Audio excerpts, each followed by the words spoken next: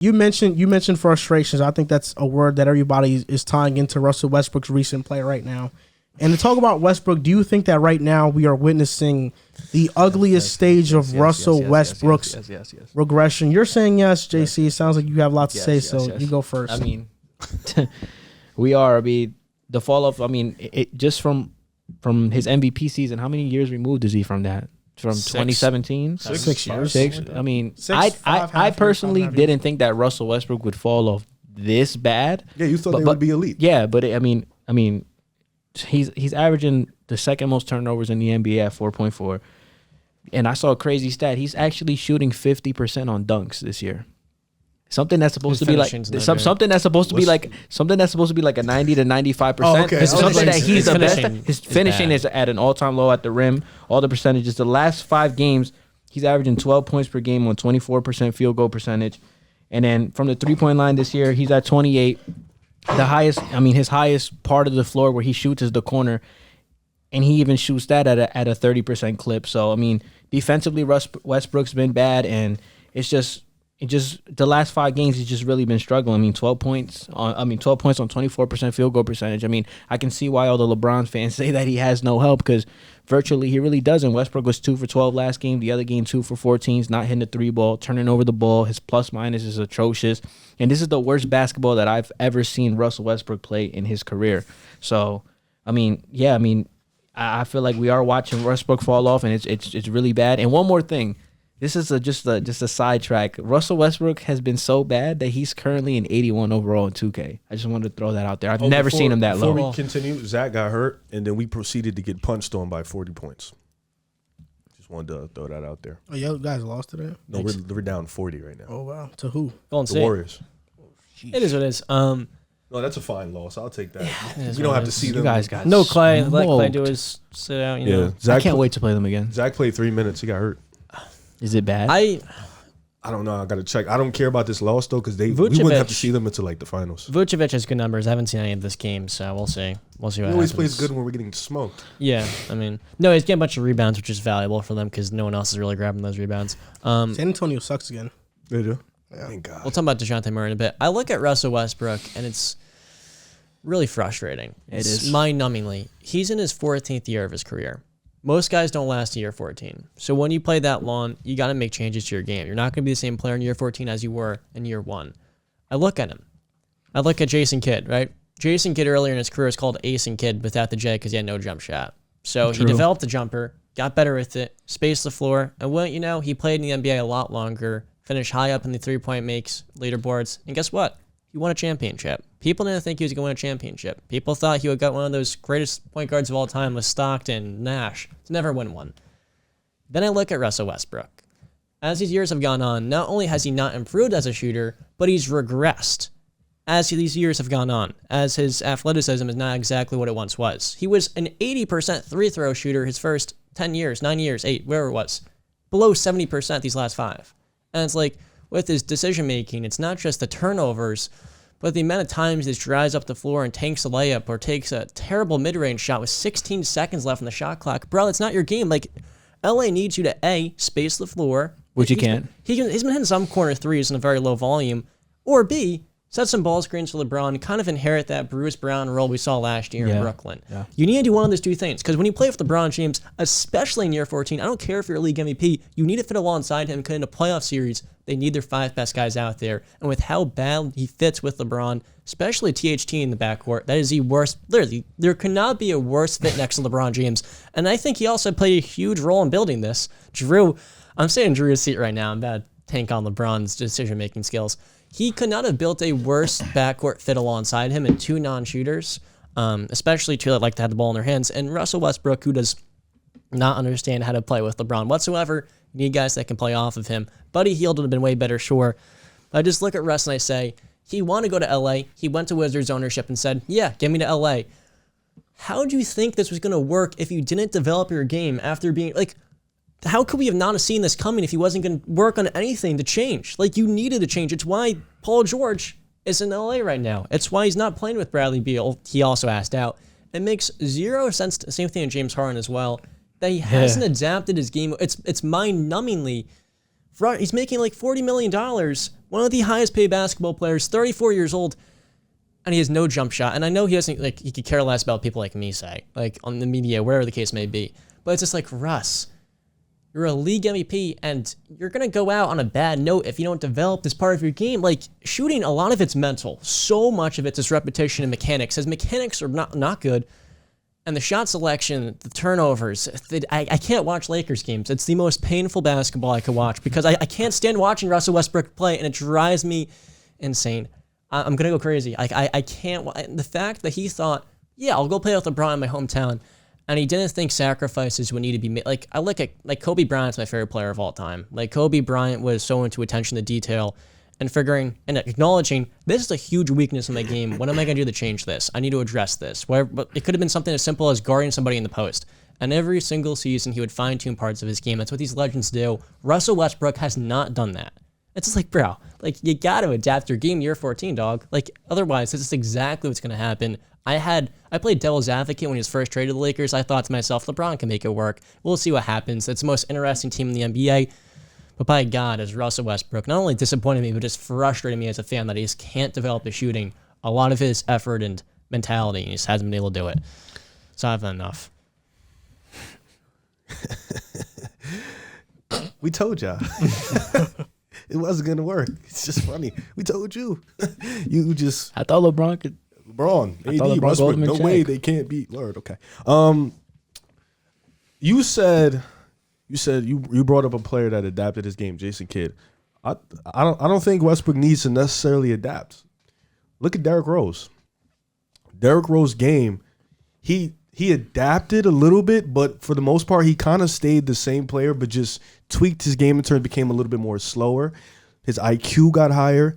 He became a little bit like in his game now, he's just not go, go, go, go. Now he's like stoppage. I'm going to take the pull-up jump shot that I always had in my game, but now I'm just going to use it a little bit more. And I think with Westbrook, he used to have a pull-up mid-range, like the little backboard. He used to have the mid-range. I don't know what happened. And he can make foul shots as well. Yeah, back he used in to be the able to day. make He hits the top of the He's not backboard anymore. now. Yeah, I think with Westbrook, like you said, a lot of it is mental, but I think it's just like he hasn't come with the realization of who he is as a player. And when you don't come with that realization, you feel like you can still do the things you used to be able to do 5-6 years ago. And like, because Westbrook, let's be honest, he's been the same for the most part, the same player since like maybe 2014. Just the production has dropped significantly. He's been the same guy though. Since then, just the production has dropped, and now we're seeing him be the same guy, but now he just looks old and worn out. Like he just looks bad. And I think for Westbrook, he, granted, he's gonna go down as one of the best. We know that he's gonna go down as an all-time point guard. He's gonna first ballot Hall of Famer, all that good stuff, whatever. But like you said, the way he's ending his career, it's bad. Like it's going out bad and worse It's than like a lot Allen of guys. Iverson bad, pretty much. Yeah, in a sense, yeah. Because He reminds me so much. and I think with Westbrook, he just needs to. And I don't know who's talking to him. I don't know who's in his corner. I don't know what LeBron is telling him. AD is probably not talking to him, but I don't know what LeBron is telling him. Rondo, I don't know what he was telling him when he was there. They probably don't even speak. But I think with Westbrook, somebody needs to talk to him in his corner, like his friends. I don't know if him and Harden are still friends. I hope so. Maybe him and PG, they said they're really close. Maybe you could chop it up with him. But it's like it's really tough because it's like you see a player like that who's been great for so long come into a new situation. You is that part of you that wants him to win. In that triple-double season, the MVP, he put his whole heart out there. He put his soul on the court every night. You want to see him, go out there and perform, and it's just like, damn, bro, like you really just aren't that good anymore. And it's like the league is just passing by you. So I think he just needs to have the realization moment. Maybe speak to what's some therapist called a sports doctor. Maybe he could speak to one of those. Maybe, Psychologist where Ben Simmons was working with. Yeah, John maybe a Moran. sports psychologist, get his mental right. So maybe it's something up there because mentally he just looks like he's not in tune with his game. Yeah, I feel like something's off. With John Morant, like I look at him. Year 3 is developing a 3-point shot. And with Russ again, it's just like Westbrook be looking at him You like, talked damn, about- you he talk about- used to be that. Yeah, you talk about D Rose. Like with D Rose, it's like he didn't even play with LeBron. LeBron, when you play with him, it's LeBron James, so it's like a completely different condition. You need to play off of him. In late in games, LeBron's not playing off of you. You're playing But off D Rose of him. has played with LeBron. I mean, For half a season. How No, long? 'cause that didn't work out. How Yeah, long that's what did I'm that saying. go? He, like a player like that, I don't think can play with a guy Exactly, like but him. Russ with his contract and the fact he wanted to go to LA, and LeBron's like, we'll bring you in. I just think to myself, I'm like, what are these conversations like? Like, I feel like Russ is aware he's not a good maybe he's so confident that he thinks he's like, I can knock this shot down. But I feel like he has to address these areas of his game. They're just like, Russ, like you got to work on your mechanics, and like you're confident, but it's just like, dude, what does he do in the off season? You can't hit. I don't know. I don't. Some people just aren't born to be shooters, bro. That's really what it is. But some people just don't have it. I feel like he's just one of those guys that just doesn't have it. Mechanics. But yeah, that's what I'm saying. His mechanics aren't horrible though. No, they are. They're really. I don't think they are. They're not that bad. They're not good. Michael, y'all making it sound like he's Michael Kidd Gilchrist mechanics bad. It's not that's that like bad. an extreme case. It's not that bad. But like his mechanics aren't good. Sean Mario's. What's wrong with his mechanics? The way he releases his jump shot and the way he jumps it doesn't line up with the way he it's hard for me to like. I don't know. Devin the Lab tweeted one time that his mechanics are good. And Devin the Lab is somebody I trust. They're not that bad. That's a good person to trust. I mean, I don't know. He just said he thinks it's a confidence thing. Yeah. He's been confident his whole career. I don't think he has confidence in his shot. He's bro. not A lot of it is. I see Russell Westbrook get an open pass from players and have an open shot and not take a three and dribble into the mid range. So you think his confidence has wavered over the couple because he was able to hit that mid range jump shot? I think it begins with touch. He's lost the touch, like from the foul line. He's lost everything. You can't be shooting. There's no way you go from hitting that and then hitting all backboard. Something's wrong when you release. Russell Westbrook was featured in a documentary by Showtime. It was about him. It's called Passion Play.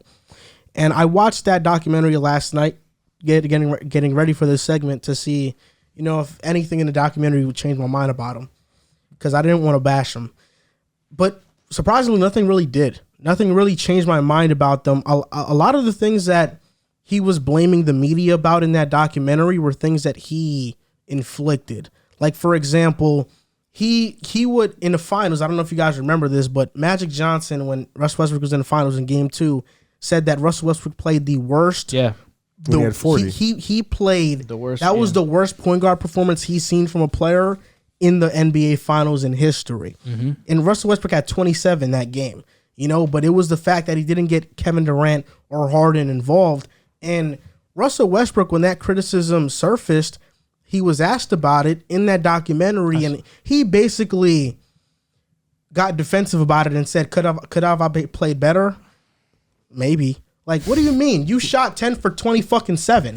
Like, how the fuck does somebody say, can I have played better? Oh, maybe. You shot 10 for 27.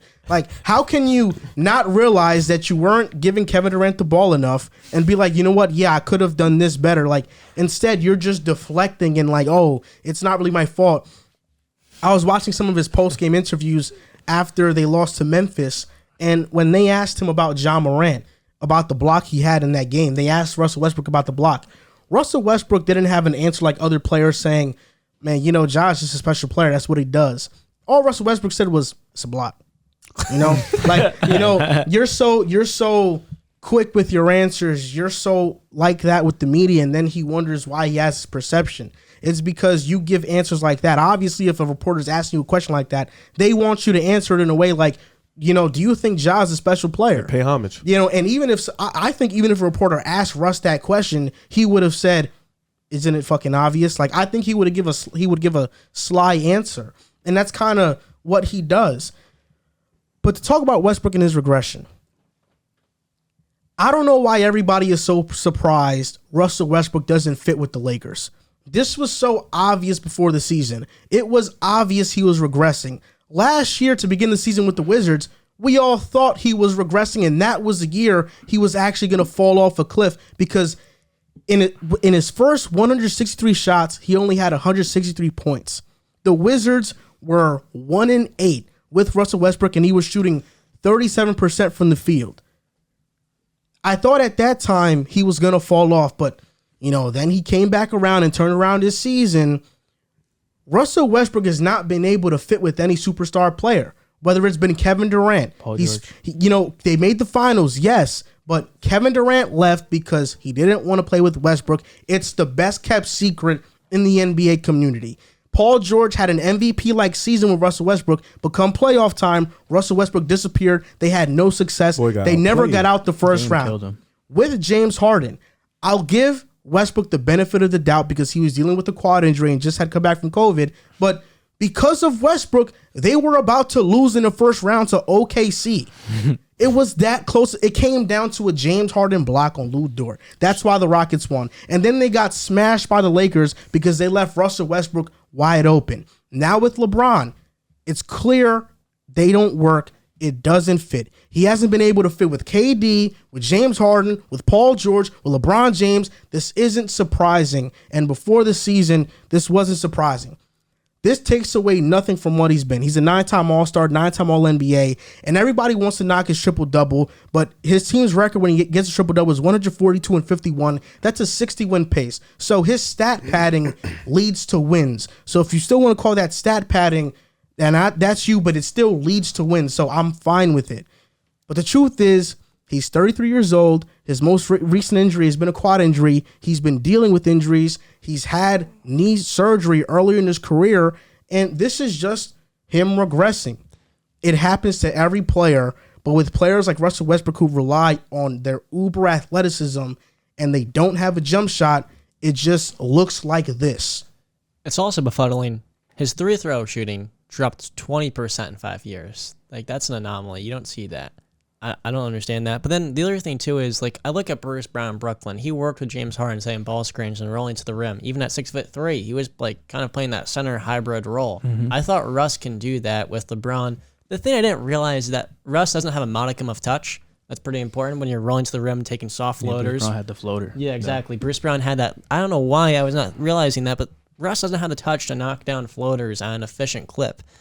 And it's just like, that's probably a big reason why he hasn't set many on-ball screens for LeBron. But it's just like, now they're stuck with him. I'm sure they tried to trade him, but like Rob Pelinka is like, okay, we're stuck with this guy. We're just roll with what we have. It's actually really funny that LeBron literally watched them guard him the way they guard him and still decided this is a good move. It's really, it's I think he thought about the star power factor. And then I don't even want to get into his defense because, oh my goodness, he is. The effort is bad. I haven't ever seen, and granted, I've watched basketball for like 13 years now, so it's not like I've been watching like for 40 years. But in the years I've been watching, I've never seen a player as athletic as Russell Westbrook be that bad defensively. And out of college, he was great defensively. He was a defensive stopper in college. He was defensive player of the year coming out of college. It's so I think his instincts and it's like the attention to detail and awareness. Like a guy like, Patty Mills rolling to the corner. He's 7 for 7 from 3.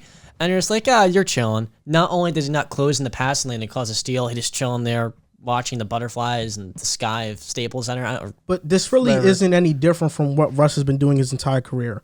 He's always averaged these amount of turnovers, even more actually. He's always shot around this percentage in his career. It's just that there was a point in time where he was at his peak that the good outweighed the bad. And MVP season, he had a 30 PER. He was having the ball. He did this on extremely high volume. The good outweighed the bad. Yep. But now it's just not like that anymore. He has a 16 PER.